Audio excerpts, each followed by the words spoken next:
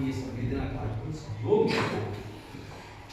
अटल जी के शब्दों में, मेरे प्रभु मुझे इतनी ऊंचाई कभी मत देना, पैरों को गले ना लगा देना। प्रभु से वो कामना करते हैं, प्रभु से वो प्रार्थना करते हैं। उनकी लेखनी है यह, क्या उन्होंने प्रभु से प्रार्थना किया था, मेरे प्रभु मुझे इतनी ऊंचाई कभी मत देना, पैरों को गले ना लगा देना। ऐसा गैर ये दुनिया में कोई गैर नहीं था, कोई विरोधी नहीं था,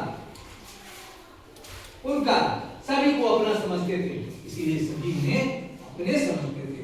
यदि मैं किसी को विरोधी नहीं मानूंगा, यदि मैं किसी को दुश्मन नहीं समझूंगा, तो मुझे भी कोई दुश्मन नहीं समझेगा। उनका कोई दुश्मन नहीं था। सभी वैचारिक लड़ाई थी जरूर, विचार की लड़ाई थी जरूर, लेकिन उनका कोई दुश्मन नहीं था। और इसलिए वे जब भी बोलते थे तो उन्हें दुनिया सुनती थी, उन्हें पूरा संसद सुनता था, उन्हें भारत सुनता था, पूरा भारत नागरिक सुनते थे। ऐसे व्यक्तित्व के धनी थे वाजपेयी जी ने कृष्ण राजनेता के रूप में जितनी प्रसिद्धि पाई, उतना ही सम्मान साहित्य के क्षेत्र में भी प्राप्त किया। हिंदी के प्रति उनके प्रेम का अंदाजा इस बात से लगाया जा सकता है कि उन्होंने एक पहली बार संयुक्त राष्ट्र में हिंदी में भाषण दिया, इससे हिंदी विश्व पटल पर स्थापित हुई। यही लिखा हुआ है।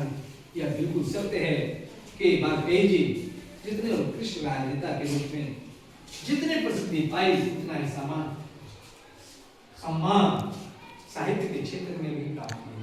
हिंदी के प्रति उनके प्रेम का अंदाजा इस प्रकार से लगाया जा सकता है। जब उन्हें संयुक्त राष्ट्र में भाषण देने का मौका मिला तो उन्होंने अंग्रेजी में नहीं भाषण दिया, जबकि अंग्रेजी जानते थे, ऐसा नहीं जाते, उन्होंने हिंदी में भाषण दिया।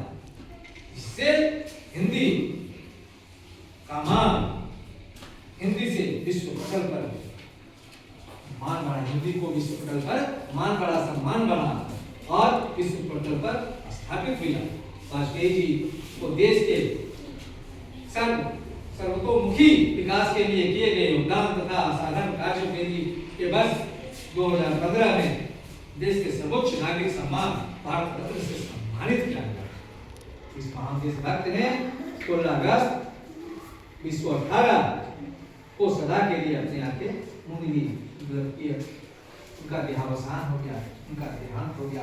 उपलब्धाम को स्थान के कब 16 अगस्त 2018 को हाल नहीं है, लेकिन उनकी कृति, उनकी गाथा आज हम लोग गा रहे हैं। उनकी गाथा को, उनकी कृति को हम लोग गा करके सीख रहे हैं। उनसे हमें सीखने के लिए बहुत कुछ मिलेगा।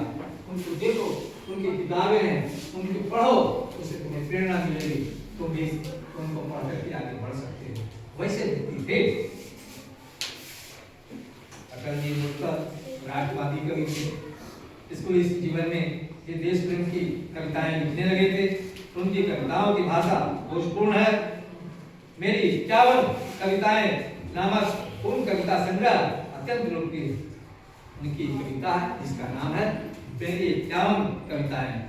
मेरी 51 कविता उनका कविता है, इसका शीर्षक है, इसमें सारे कविताएं शामिल है, 51 कविताएं। वो अत्यंत लोकप्रिय है। आज इस कविता संग्रह में संकलित उनकी एक कविता कदम मिलाकर के चलना होगा पढ़ते हैं।